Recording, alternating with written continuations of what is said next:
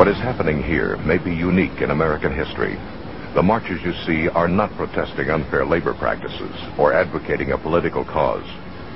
They are here to challenge the conscience of the wealthy and powerful Watchtower Society, better known to the public as Jehovah's Witnesses. Jehovah's Witnesses have a massive international organization with millions of members and hundreds of millions of dollars. A gift that God gave to the human race. Amen, brother. Families and peace. But this deeply committed group is not likely to be intimidated. They have an urgent message to deliver. You can't see the hurt that we feel, but we have so much pain because so many of us are separated from our families because of the Watchtower organization's rules, unfair, unkind, unloving, unchristian rules. The organization sets itself up in the place of Christ, and that is something that the Bible does not teach. The reason we are here today is to attract attention to a genuine false prophet. A genuine false prophet that Jesus warned us about. They have lied to us, they have deceived us, and we have the documented evidence.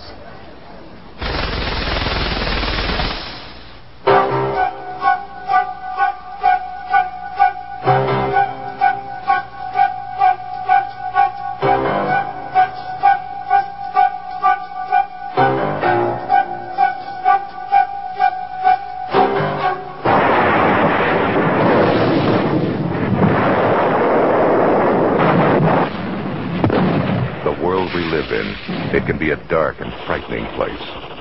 A breeding place for greed, heartbreak, evil. A nightmare far removed from mankind's greatest dream. Paradise. Surely all of us are thrilled at the prospect of surviving the end of this wicked world and living on into God's righteous new order. What a grand future awaits us. This confident statement, brimming with hope, is from the Watchtower Society's publication, You Can Live Forever in Paradise on Earth.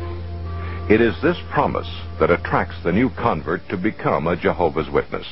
The thing that attracted me to the Watchtower Society was that they taught that Armageddon was so close that those who were living now would never have to die, but that they could live forever. I think one of the greatest things that appeals to the people is that we were taught that we could live forever here on the earth, and there would be peace, perfect peace among men and animals. The little children could play with the animals, and there would be no harm or no hurt in all of the earth. Jehovah's Witnesses came along with a positive message, I thought, from the Bible. God had a plan and purpose for Martin Merriman. And that is what I wanted, to please God. Martin Merriman was not alone on the Jehovah's Witness road. Statistics show that in the 22-year period between 1963 and 1985, the Jehovah's Witness organization grew from 1 million members to 3 million. Jehovah's Witness spokesman Eugene Mortensen. The increase that Jehovah's Witnesses are experiencing right now is phenomenal. Last year, for an example, worldwide, we had a 6.8% increase. It all began in Pennsylvania in the late 1800s when Charles Taze Russell came under the influence of a Second Adventist preacher. Russell initiated his own Bible study class, a small group that would ultimately grow to become the Watchtower Bible and Tract Society. Borrowing directly from the prophetic speculations of Nelson Barber, a New York Second Adventist, Russell claimed that in 1799 the world had entered the time of the end. That in 1874 Jesus Christ had returned invisibly, and that the world would come to an end in the year 1914.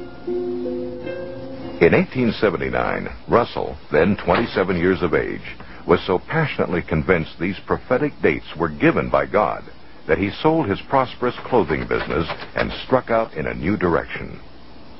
With very little education or theological background, he began printing the magazine Zion's Watchtower and Herald of Christ's Presence. Known today as the Watchtower, this publication which has grown from an initial printing of 6,000 to well over 288 million copies annually, dictates all major doctrines to Jehovah's Witnesses. During his lifetime, Russell authored a vast amount of literature, including a series of volumes entitled Studies in the Scriptures. According to Russell, no one could understand the Bible without these books, and reading the Bible alone would lead only to spiritual darkness.